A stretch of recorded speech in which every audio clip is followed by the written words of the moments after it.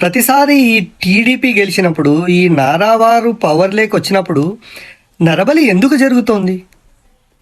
నరబలి లేనిదే టీడీపీ యొక్క ప్రభుత్వం ముందుకు ఎందుకు పోలేకపోతుంది?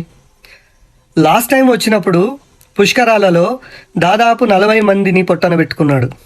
కెమెరా, షూటింగ్, సౌండ్, యాక్షన్, బాబుగారు స్టార్ట్ అనగానే ఆ పుష్కరాలలో వీళ్ళు చేసిన పాపపు పనికి ఒక్కసారిగా ఉవ్వెత్తున వచ్చిన ప్రజానికంతో ఎంతోమంది ఉక్కిరి బిక్కిరై చనిపోయారు. ఆ వీడియో ఇప్పుడే చూశాను. నాకు ఎంతో హృదయ విదారకంగా అనిపించింది. ఎందుకు ఇలా జరుగుతుంది? మన సార్ ఏమైనా నరబలిని కోరుకుంటున్నాడా? Is it a pre plan thing or it is just a యాదృచ్ఛికమా? మళ్ళీ ఈసారి వీళ్ళు వచ్చినప్పుడు ఈ వరదలు విజయవాడను ముంచెత్తి దాదాపు 60 మంది అమాయకులను రాత్రికి రాత్రి బలి తీసుకున్నాయి. నిండు ప్రాణాలు నరబలి అయిపోయాయి. ఈ నరబలి ఈజ్ ఇట్ యాదృచ్ఛికమా లేకపోతే నాకేం అర్థం కావట్లేదు. ఏది ఏమైనా నరబలి తీసుకొనిదే మన నారావారు ప్రభుత్వాన్ని ముందుకు నడిపించలేరా? Just a question.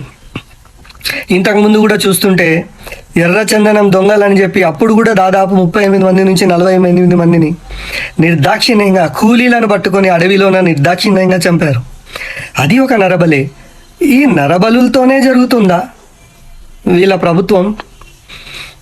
ఈ ప్రభుత్వం స్టార్ట్ అయినప్పటి నుంచి ఆర్తనాదాలు, అల్లకల్లోలాలు, నాశనమే జరుగుతుంది. కానీ ఒక్కటైనా ఒక మంచి వార్త మీ చెవులకు వినిపించిందా?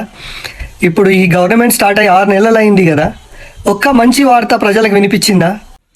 3 రాజధానులను కాదనుకున్నారు కానీ మరి మీ 3 సీఎంలను మాత్రం ఎంచక్కా నెత్తి మీద వెతుకొని ఏలాడుతున్నారు కదరా. ఒక్కసారి ఆలోచించండి. మీ ఓటు వేసే ముందు ఒక్కసారి ఆలోచించండి. ఆ క్షణికపు ఆవేశంతో మీరు వేసిన ఓటు 5 సంవత్సరాలు మీకు కంటి నిండా నిద్ర లేకుండా చేస్తుంది. ఈ నరబలి కోరుకునే ఈ నారావారి ప్రభుత్వం ఇంకా ఎన్ని నరబలులను కోరుకుంటుందో. దయచేసి అందరూ క్షేమంగా ఉండండి. ఇప్పటికే 100 మందికి పైగా మన ఆడపిల్లలు, చిన్నపిల్లలు, పెద్ద పాపలు అందరూ ఆహుతైపోయారు.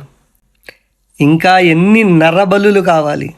ఇంకా ఎంతమంది అమాయకులు బలి కావాలి? ఇకనైనా కళ్ళు తెరవండి.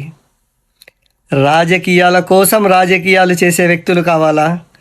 ప్రజల కోసం తాను అర్పించుకొని మౌనంగా కూర్చున్న జగన్ లాంటి ఒక యోగి కావాలా?